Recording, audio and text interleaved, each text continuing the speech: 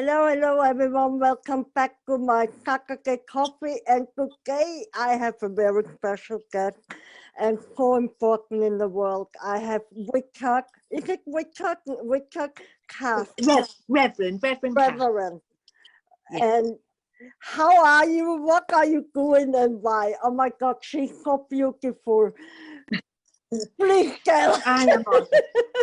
I am honoured. I am so honoured because, so what I'm doing is, I believe that we are all here as spiritual beings. We're having this human journey, which we think is sometimes terrible and we think is sometimes up and down and tragedy and everything else. We're here to be love. I believe that we are here to learn and to learn more and to learn more and to learn more and to be love.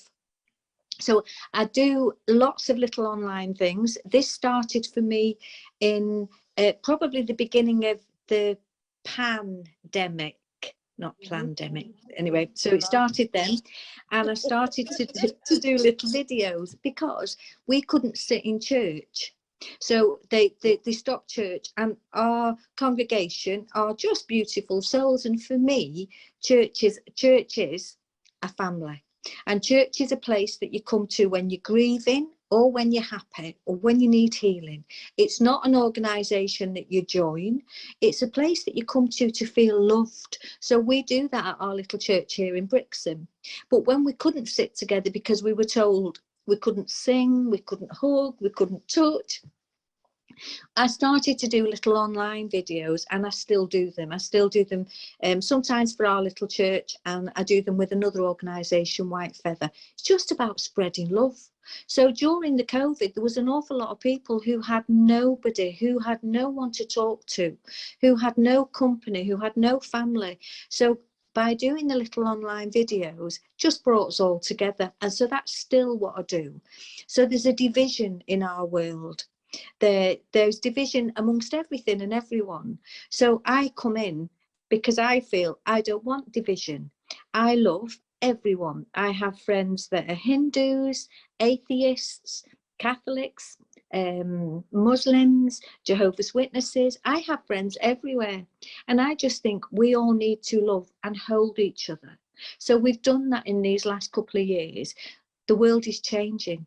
Human consciousness is changing. We are rising. Yeah. We are rising, and we have to rise. But in order to rise, we have to let go of some of the hurt and the traumas that's stored in our memory bank, like a little bit like a tape recording.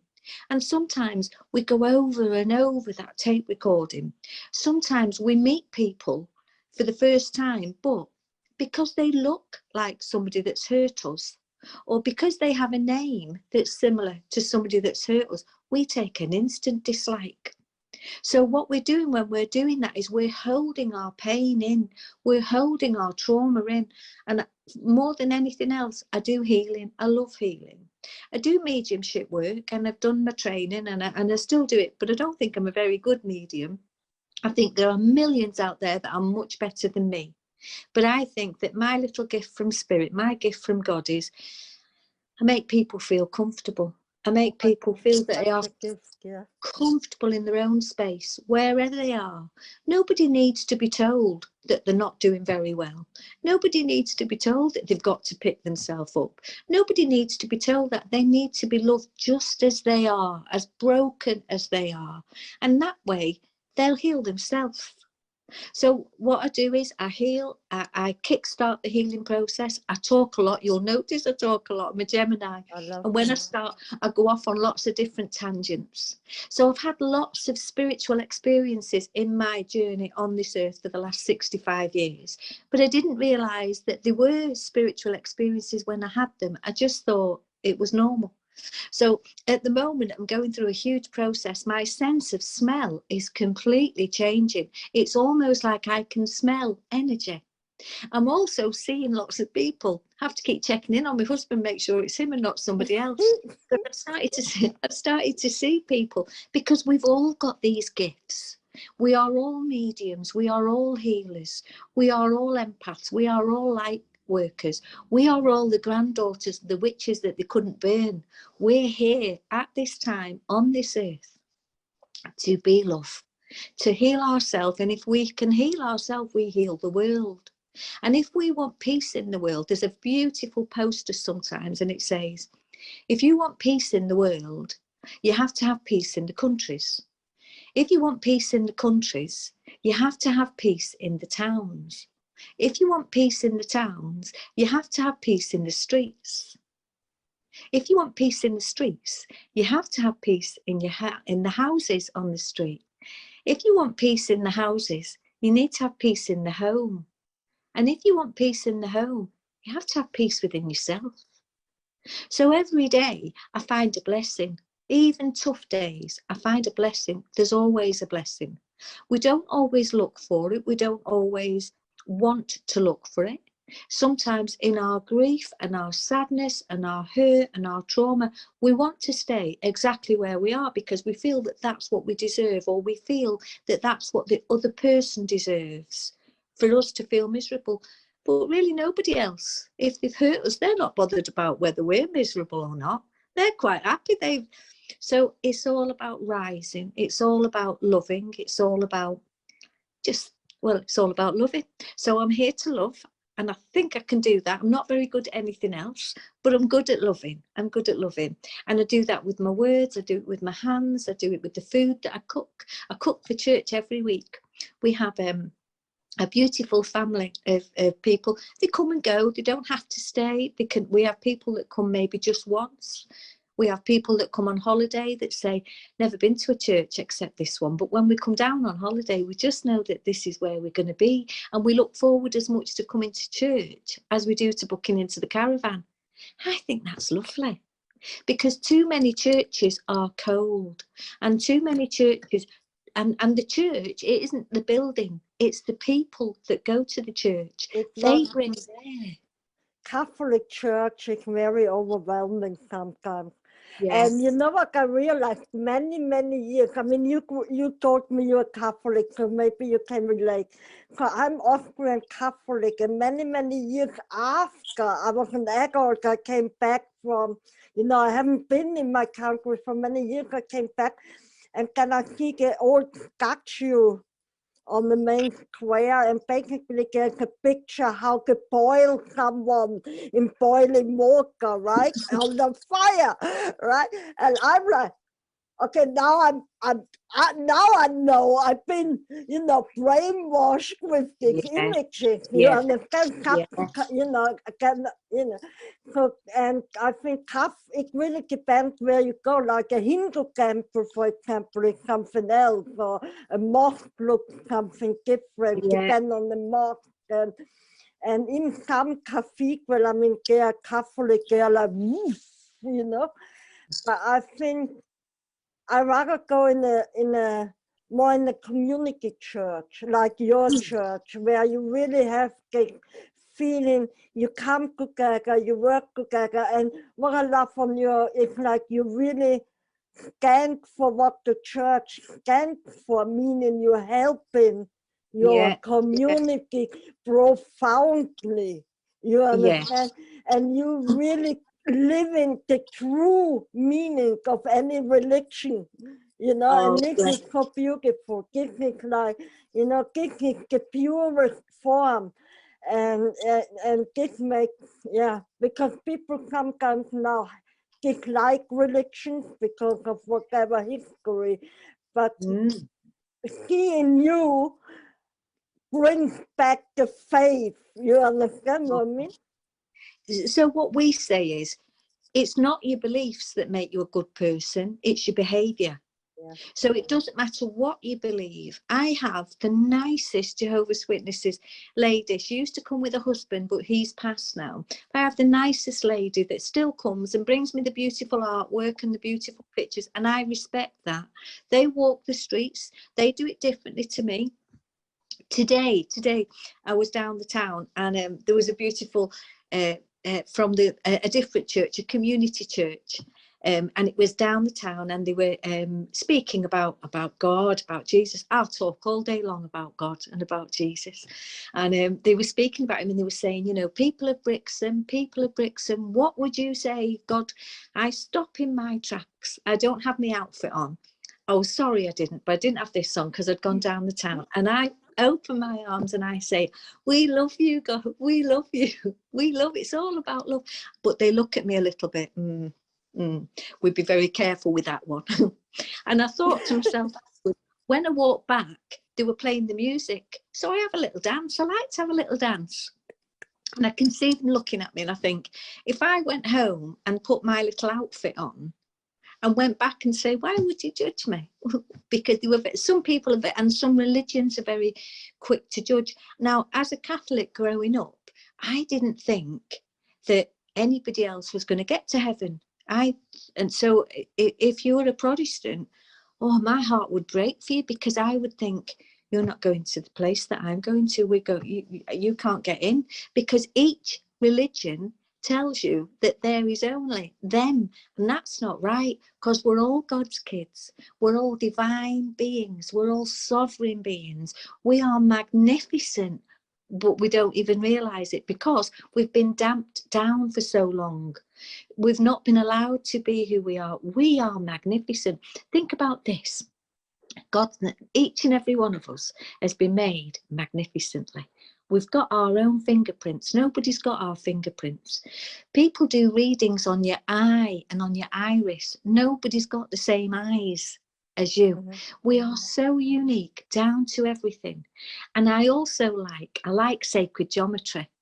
And I don't know whether, so sacred geometry is, they call it the flower of life. And if you think of a flower, you think of a petal. And if you think of a petal, that's the shape of our eyes. So we can see God through our eyes. That's the shape of our ears, really, petals, so we can hear God. Yeah. I think God's really clever. And I don't think God's a man. I think God's an energy, and it has to be divine feminine and divine masculine, man and woman. It has to have the two. And then I think, what a beautiful touch. Our lips are made like little hearts. So we can speak words of love. Yeah. And even the gift of life, a woman's vagina is like a petal.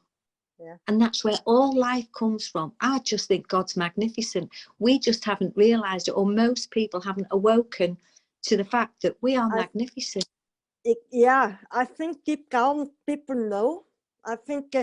You know what I feel, how I feel it at the moment? I think people are feeling it, you know. I think because you know, everything is moving, you know, literally the earth is moving, you know, everything is energy, it is everywhere waking up, called, come on, wake up, one sign or the other, you know.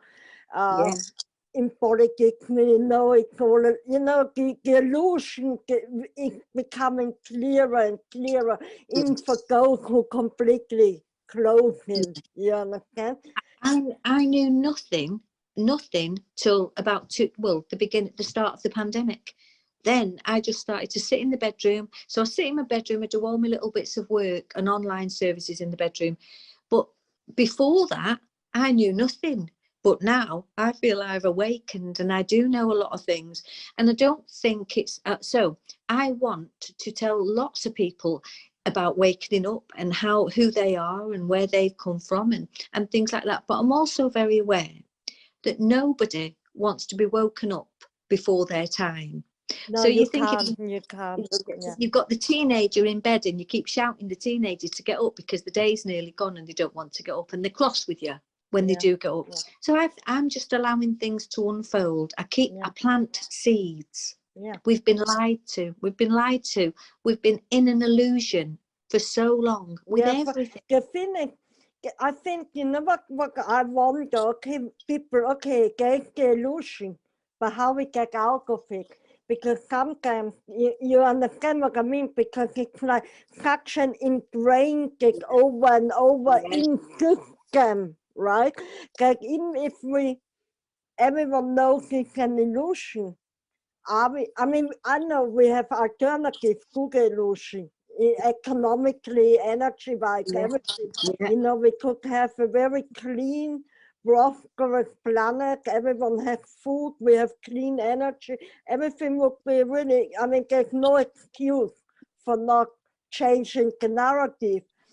but I think people are scared, you know, it's like it's a huge operator, isn't it, you know, which keeps us in the unknown, And you know, keeps to us, make keeps us enslaved, keeps us yeah, enslaved yeah, because we're frightened, because there's only two energies, and one is love and one is fear. And when we're fearful, we tend to be like a rabbit in the headlights. When we're full of fear, we're distracted. When we're full of fear, we can't think straight. And then we're bombarded by technology completely. I see children, I see mums going to the school to pick the kids up and they're on the phone. I see children on buses and everybody's on the phone. It's like we're all being brainwashed. And I know we're on the phone now, but I think in order to wake up, I think the soul knows exactly what you need. We need to be outside in nature. We need to be grounding our energy. We need to be asking questions. We need to be not taking everything on face value. My truth might not be your truth might not be my truth, but we will love each other and respect each other to understand that, because maybe my truth might change, your truth might change. Nobody knows all the answers. Nobody knows probably any of the answers. But so long as we walk in truth, so long as we connect to where we came from, because we come from a place of well, we come from heaven, and when we go home, we're going back. We're going home to heaven. We come on our own and we go home on our own. And the only thing we'll take with us is the love that's in our heart. yeah, the experience. So, And to finish, yeah. Oh wow, it is only a love, yeah, and there's nothing else, and we are brainwashed, yeah, there's the other side. So I think, you know, it's a duality, and I think this is just like sun and night, yeah. We have this natural duality, and with kindness, we could actually really combat the illusion by not engaging in the illusion and really, like you said, come together in love and kindness. And I think we can build another world, you know, like there's a live, new world, yeah, new world in the making, and it's happening now. And the light has won. The light has already won. But what the dark is doing, the dark is almost like a very wounded animal, and a wounded animal will attack. yeah, So the darkness is trying to do that. I mean, we've lived in darkness for eons, but now we're in all the ancient texts in the Upanishads, in the Quran, in the Bible. They all talk of this time, the golden age. And this is the time when we awaken to who we are. We've all had many lifetimes. We've all been here before. We've all had many lifetimes on different planets as well, you know, but we're very boxed in with what we think we can do on the earth and who we are. And some people have really fallen out with God because they blame God for every war that's ever gone on, because wars have been done in the name of religion. But actually, all wars makes old men richer. It doesn't do anything to help.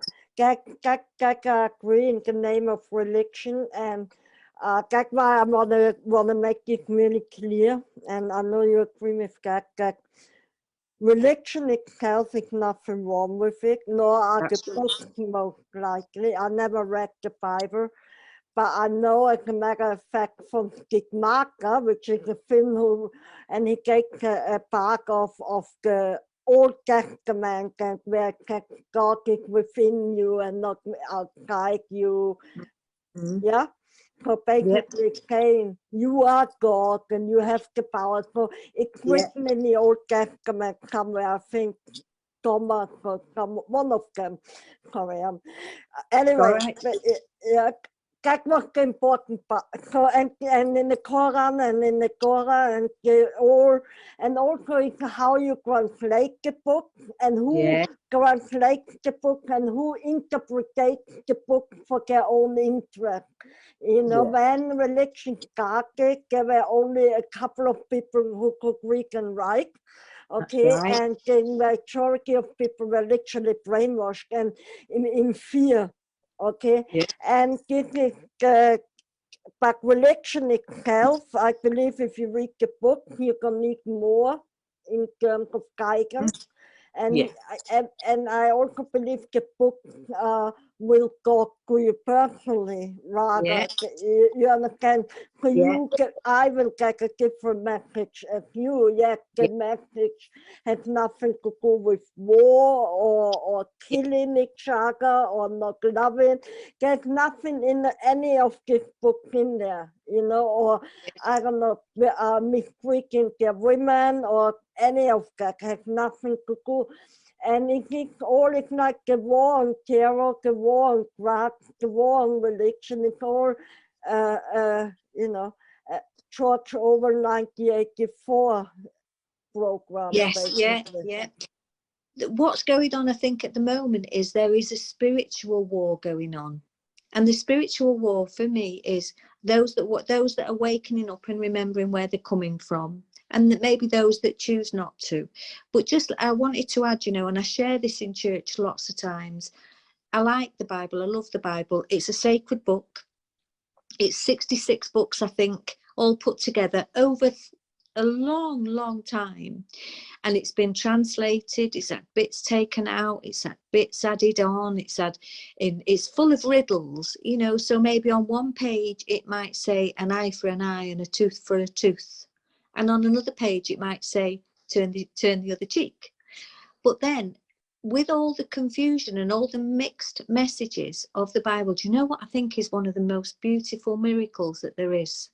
It says 365 times in the Bible, do not be afraid. 365 times. Every day of the year, God would tell us not to be afraid. Because if we're frightened, we don't make right judgments. If we are loved and we are confident and we are strong and we are grounded, we will keep walking forward. But if we're frightened, we go back into situations that aren't healthy for us and they're uncomfortable for us. But we kind of kid ourselves and think, well, you know, at least I know where I am. I know where I am. It's uncomfortable, but I know where I am. Do not be afraid. This beautiful shift of human consciousness is coming about, whether we like it or not. And we are here just to be part of that, So I love it. The world is waking up, and we're waking up by people just being kind to one another. We're all walking each other home, Gudrun. We're all walking each other home. There's nobody more important. There's nobody less important. We're all unique. Every one of us is unique, but we've not always been taught to embrace our uniqueness. In fact, some of us would have been punished for showing our uniqueness. This job won't make you money. You can't survive on that. You know, it is, yeah. I never fit in. I struggled my whole life in because of that. I never liked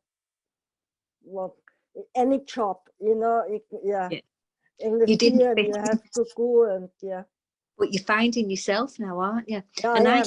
I see your aura. I can see your aura, and it's glowing. It's beautiful. And I think we can all do these things. So we have to ask. We have to ask, and we have to say, well, if there's anything in it, test. If there's anything in what she said, then show me something. I think God, angels, and the spirit world must get really fed up of us sometimes. Each generation that comes says, well, if you're really real, do a miracle. If you're really real, you know, do something fantastic for me. I think let's do something fantastic for ourselves. Let's start loving ourselves, and let's start loving everybody else. Let's not have any division, because division separates. United we stand, divided we fall. So ask me another question, sweetheart. Yes, I will. I want to really ask you now. I mean, I ask everyone like that. What was your darkest moment in life? Very dark. And how did you get out of it? So I believe we all have dark moments. We all have the dark night of the soul. If I went back in time, my very first dark night of the soul was when my dad died. I couldn't reconcile with God. Why would you do that? Why would you do that to my dad? Why would you do that? He was only a young man and he'd got 7 children. Why would you? I fell out with God big time. Big time. I'm sure I didn't, but I thought I did.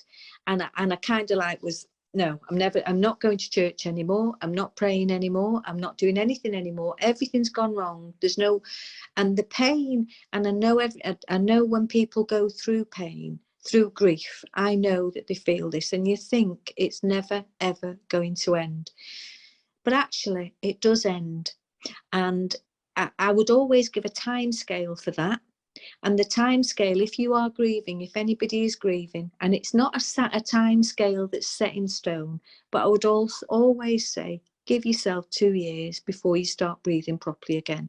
And not that you've got to wait 2 years. I think it's just that when you get to the 2nd year, when you realise that you've done all the first birthdays and the first anniversaries and the first Christmases and the first all of that, and come round to it again, you kind of feel a bit, I know when my dad died, I couldn't breathe for 2 years. But then at the end of the 2 years, I kind of realised that, do you know what, that will be my yardstick through life. And whenever I'm in tough times, and whenever I'm really in a dark space, I always used to think to myself, I thought I was going to die then, with that pain, with that sadness, and with that guilt, because I thought that my dad had died because I was a bad girl, because there's the Catholic bringing in the shame and the guilt. And I'd met my husband then, so I thought I'd caused all that. Now that was over 40 years ago, and I'm still with my husband, and we've been together for 48 years, but I thought I'd caused that pain. So that became my yardstick for anything else. Now I have had lots of other dark times. I started to have a dark time around the time, but everything is perfectly aligned. So I started to have a very dark time at the beginning of COVID, and we had a family fallout, and it crippled me, because I've never fallen out with my family, and it crippled me. We're slowly rebuilding that, but it's taken time. And we're still working on it, but I'm so much better than I was then. But still goes back to my dad, and I think if I can live after feeling such sadness, such pain, such devastation after my dad died, I know I can get through anything. And obviously faith does that for me as well, because I have got a huge faith. I don't know where the huge faith came from, but I think it's always been ingrained in me. I love being nice. I love being kind. I love being good, as in helping people and doing nice things. That makes me feel stronger. So that lifts me up out of any dark space that I may have had. I think prayer is one of the most underrated things, because most people think that when we pray, we're prostrating ourselves on the floor, you know, the way the beautiful Muslim people do, or we're on our knees. My mum, before she passed to heaven, and she wasn't well, but she would go on pilgrimages on her knees, because the Catholic faith taught my mum that the more pain she went through, the more she could offer that pain up. It used to be for the poor black babies. So she really thought she was doing the right thing for God. I would have picked my mum up and said, you know what, God would love you more if you went and had a nice cup of coffee somewhere and sat and talked to somebody and expressed yourself and showed them love. But she couldn't do that. She thought she had to do it that way. So we're all a bit mixed up with what we do, with what we follow, with what religions we believe. I think God's love, and he wants us to be happy. He doesn't want us to be upset and sad and lost or fearful. But fear is a terrible thing. And while we're fearful, it's very easy to control. When you're feared, you'll be controlled. Course, yeah. Would you agree, Chuck, that the main meaning of life, could be alive, it could be happy, and that we can achieve that with just, I don't know, living, everyone has a little cottage, countryside, grow your own, being big, you know, or do your own thing in the city, but, you know, pay each other fair wages and all this, you know. you know, I think it's very easy to we all live together in peace, you know, and do what we like. Absolutely. Absolutely. And I think when people work together, they become a strong community. We have lost a lot of communities down to lots of things, you Yeah, know, not, yeah, yeah. displacement, poor housing, jobs. We've lost a lot of our communities, and most of us don't know who even lives next door to us anymore. Yeah. Whereas at one time, everybody would be like family minded, and they would check in on people and bring pots of soup and make sure everybody was, you know, certainly going back to the to when they had the Great War and the next war. People would look after each other. People would grieve together. People would share that whatever meager things they had, they would share. But I don't find, if I'm honest, I don't find the people at the top of the pyramid, the rich people, I don't see them sharing much. I see the people that give the most are the ones you that know have the what, least can give. I, you know what I say to that is this: the only reason the rich don't give us any, you know, or change anything, because century over century over century we have worshipped them. Yeah, yeah. Oh my, you know, Even you know, now, I mean, people queuing up for them, okay, they're queuing up. I mean, yeah, any of them, it could be Beyonce, pop star, or, yeah, yeah. you know, Or your whoever of football. them, people give them the power, they give them their money, Yeah, yeah. and they And they are not take aware, and then, awesome you know, amounts. so. Yeah, they pay money for things really that we can't take anything with us. I do a thing now for my birthday. I'm happy for my birthday, but I do a thing now and I say I'm having a non-birthday year. And I think I don't want anything. I don't need anything. I'm not putting more stuff in landfill. If you want to do something for me, feed a child, feed somebody that's homeless, do a random act of kindness that doesn't even cost you anything. I don't want more stuff. But we live in a society, don't we, where we're accumulating, and we think that those that have got the most followers are more important. There's nobody more important than the person No. that's with Everyone has you. their story, right? Yeah, it's all gone nuts, but it's changing, and that's all right. Yeah. And with that change, I want people to realise that they are magnificent. Everybody is magnificent. Everybody is beautiful. Everybody is a light. Now, some people don't choose to be that light, and some see people choose to walk a path that will press other people's buttons. I think we have to be wise enough to know sometimes the people that are around us, if they are uplifting us and if they are helping us, then they are healing us and we are healing them. If we're around people that make us, and our body knows, the body is the barometer for the soul, and the body knows. So we do this sometimes, we pass somebody and we do this, I do anyway, ooh, like that. And you think, oh, that's not so good. I'll remove myself from that. We're all magnificent. We're all divine. We're all God's kids. And I think that this is our time. Not everybody, I don't believe, will rise, and that's okay. But those that are meant to rise will rise. And the soul knows. The soul knows. The soul knows the blueprint that you made before you came down here. I also have a thing, you know, I say, nobody goes home unless it's their time. Nobody goes home. Whether that's You can't.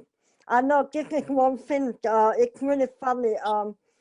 I have interacted throughout my life with death, one way or the other. Right. I'm helping deaf schools to ground yeah, camps, and anyway. So I like had a joke with death almost. I mean, you know, like haha, you know, it's not your time yet, haha, you know, yeah. something like that, you know. So I know it's really spooky, but you come on earth and it's like written when you go and how you go, and you have no idea. There's nothing you can do about it. So knowing that, you know, you just live life and don't be scared of death, because you know. Yeah, absolutely. Because death is a part of life. Yeah. So when somebody's born, but we have such a, not everybody, but some people have such a fear, right? But when a baby's born, there's a big celebration, there's baby showers, there's parties, there's love, and everybody's, you know, this beautiful baby. And when somebody dies, I realise death is comes too quick for anybody left behind, you know, because they don't want that person to go. But people die, but love doesn't. Love's the invisible force that keeps us there. And yet when they go home, there is such a party up there. So I like funerals. I think funerals are the nicest thing to attend. Most funerals that I go to, I see the person that's died, and I see them intermingling and being with people, and I just think that's so lovely. I see, you know, the angels come, the loved ones come, the ancestors come. I just think it's a celebration of life, and it makes me go like this. Oh, you know. My grand uncle was Russian, and so I went to a Russian Orthodox funeral. Oh, nice. Oh my God. They had a choir on the back, and the priest, he doesn't talk to you, you only see his back all the time. Anyway, he was talking Russian, I can understand, but the choir on the back, it was like, oh my God, it was beautiful. fantastic. Oh my Beautiful. goodness, yeah. I love traditions and I love celebrations, and there's parts of the Catholic Church that I absolutely love. I sit with Jesus. I sit with Jesus. I sit with Mother Mary. I love the celebrations. I did everything. I did my Holy Communion, my baptism, obviously, and I did my confirmation. I love the ceremonies. I think ceremonies are very meaningful, but really that comes from pagan energies. You know, the way they would have done things. Exactly. This is not a church thing. I think I agree with the Catholics. Like Easter, we went with the things, and then in the winter you have little lanterns with candles, and you walk. And I absolutely agree. I think that was the best part of the whole Catholic. And I never really had against the religion. I just didn't agree with the church. You know, so I left the church. Having said that, I haven't left the tradition altogether. You know what I mean? Because I love the traditions, and I think all churches should come together and share their traditions. But most churches, the religions for most churches are man-made now, and man has decided, you know, who's right, who's wrong, who can come in, who can't come in. I think that all religion is like little whispers of the same thread that's come from source. It's been manipulated and it's been mishandled by people in power who have wanted to keep that power. I think there's enough money to feed everyone. No, there's enough. But let me ask you, because you know this power has been here for a while, right? I mean, so where did it start, and how did it start, and why did it start, and how can we reverse it? You understand? Because when we know that, then we can build in a new system. We can dismantle the whole system. You understand? We can, and that's, I think, the process that's happening right now. So a lot of people will say and talk about how everything is going wrong in the world and how all these bad things are happening. These bad things have been happening for eons. These bad things have happened because we've all become very docile. You know, we've put up with everything. Just look at the carrying on of the government in the UK at this moment. Just look at the carrying on. So I think, now I can't remember the figures, but my beautiful friend has told me the figures. I can't remember, but I think there's something like 688 MPs that are there to govern and to help the millions of us that live in this town, the millions of us that live on this little island. And we put them there and we pay their wages, but they don't do anything for the people. It's all for themselves. So it's like right there, isn't it? It's like the Keystone Cops, watching them at the moment, and you think, stop it. It's ridiculous. You know what's so funny with the British politician system? You know what's really funny? It's like it's so corrupt, like right in your face. It's so absurd that it makes it unreal in a way. But No, they can't be get corrupt. Yeah. But they are get But corrupt. they're laughing at us. They're laughing at us. And I then know. a little bit of a shake up and they'll put somebody else in. They're all, I'm sure they're doing the short straws, you know, when they're sitting at the back. Yeah. And if you pull the short straw, it's your turn next. I think, how will that stop? I think we all need to start questioning. And maybe we don't comply as much. So this is really political, I suppose, in a way, but I just tell you, so I meditate a lot and I talk a lot, and to spirit and to God. So I say to God, I don't know what's going on. I don't know who to believe, because I'm not very worldly with politics and things like that. And I heard a little voice in my head and it said poll tax. So you won't know, I don't think about the poll tax because you're much younger than me. But what happened in the era of Margaret Thatcher, she created this new poll tax. So instead of, we pay now council tax on our houses, we pay poll tax. But poll tax is very unfair. And it was unfair because if you had a mansion and you had one person living in that mansion, they would pay the poll tax for one person.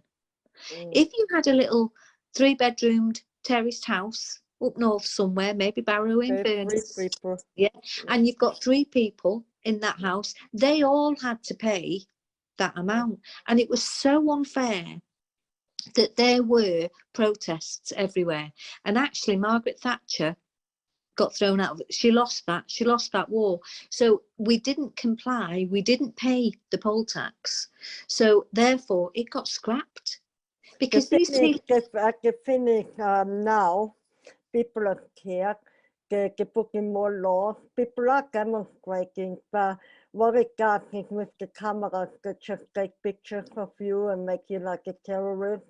And all this, you understand? So there's a different. And I remember, I think, especially in Britain, I think what really got people from fighting was the Iraq demonstration. When there was the biggest demonstration in London history, and no war, nothing. And I think this really put the damper on the whole of the, like, what the heck, you know, in the UK, people like, what? You know, no one listening, you know, and they have, I think, I don't know. I think it needs, I think the only way out of it is really start in your surroundings, like you do, you know, start with yourself. Just be with each other, help each other. Right. We have a very beautiful prayer that we say, and it's the serenity prayer. And actually, before, I know now I say it all the time at church, God grant me the serenity to accept the things I cannot change, the courage to change the things I can, and the wisdom to know the difference. Now, I use that prayer all the time, but many years ago when my son was at home. Can you type that? Can you thank me afterwards? Message with it? I want to put that. Lovely, thank you. So when my eldest son, when he lived at home, I went in his bedroom one day and there's all these bits of paper everywhere. And I said to him, what's that? And he went, oh, it's my new tattoo. I'm going to have a new tattoo. And it was all in Latin. And it was the Serenity Prayer. Now, he didn't know at that time that I'd just begun a new awareness development group with my beautiful friends. And it was called Serenity's Garden. And that was the Serenity's Prayer. And he had all these pieces of paper, and he's got on all over the bottom of his back in Latin, the Serenity's Prayer. And it is the truthful prayer, because God grant us the serenity to accept what we need to accept, to change what we can, and give us the courage to change it, and the wisdom to know the difference. And I think that's a very powerful prayer, and I will send it. I will send it because I think it's beautiful. The world is turning and changing. Let's change what we can. Let's be strong. And if we begin with ourselves, because I can't change anything in Iraq, I can't change anything in the Ukraine, I can't change anything even in London at this particular moment, but I can be a beam of light. I can change me. I can look at me. I can think. And I question myself all the time. And I think we should question ourselves. Was that a right thing to say? Was that a wrong? You know, should I have said that?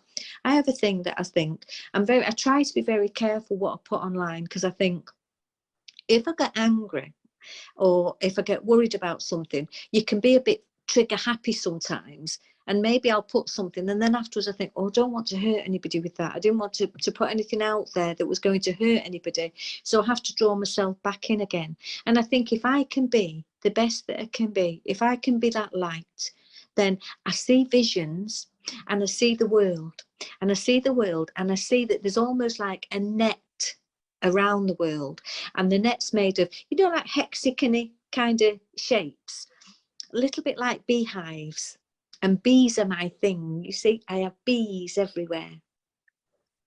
I've had 2 queen bees come in to visit me. I got a book for you. I'm gonna thank you. You give me your address. I got a book about bees for you. I love bees are my thing. I love bees. And I think I just need to be, if I can be me, each of those, that net that's around the world that I see like pegs, and we're the pegs, and we're strategically placed. We're holding the light. We're holding the light. We are being so loved by beings that we can't see. We are being so protected by beings that we can't see. And all they ask us to do is just to hold the light, to be kind, to be calm, to be love. I haven't got to, it's a spiritual war. So it's not a war where I've got to go out and be doing that to everybody. Just be the light. So that's what I do. Beautiful. Thank you very much. Ladies and gentlemen, I'm gonna post the prayer, and I'm speechless. I'm absolutely. Thank you so much for your time, Kath. I'm gonna just stop the recording. We still have a chat, but Thank say you. your goodbye. Thank you. Thank you. Thank you, everybody, for watching. I put so much blessings out there, and every blessing is real. So I'm just putting it, if you're struggling at the minute, if you're lost at the minute, if you're sad at the minute, remember 365 times it says in that Bible, do not be afraid. Find your strength, find your peace, and just know that this too shall pass. Whatever it is that's going on in your world, whatever it is that's pressing your buttons, whatever it is that's taking your attention away from yourself and your peace, this too shall pass. Thank you very much, everybody, for listening. Thank you. I love you. God loves you, and you are loved. Thank you.